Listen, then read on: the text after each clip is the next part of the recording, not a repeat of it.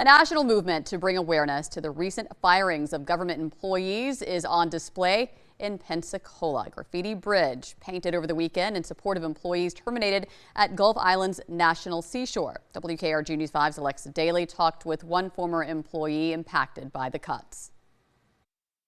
New artwork on Graffiti Bridge in Pensacola, drawing attention to a national movement. To bring awareness about what's happening to our national parks and public lands, and kind of stand in solidarity with those public lands and the employees that were wrongfully terminated. Philip Iverson is a former biological science technician at Gulf Island's National Seashore. He received an email alerting him of his termination last month. Iverson, who volunteered at the park before interning and ultimately working at the park, says the email stated he was unqualified and unfit to do his job and not performing as he should be.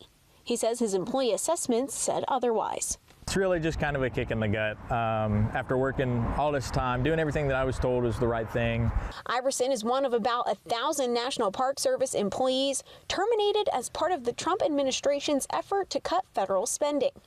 According to the National Park Service, more than 20,000 National Park Service employees care for America's 431 national parks, working to preserve local history and create recreational opportunities. I think that the government does need to be cut back. There has been excessive spending and that kind of thing. But I feel like there are ways to do that without compromising our morals.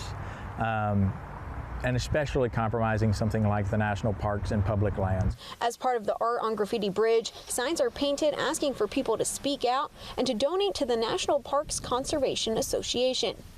As Iverson searches for a new job, he says he will continue to volunteer at the park and hopes to see people continue to stand up for our national parks.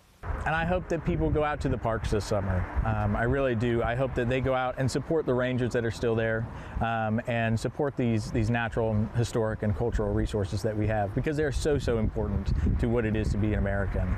In Pensacola, Alexa Daly, WKRG News 5.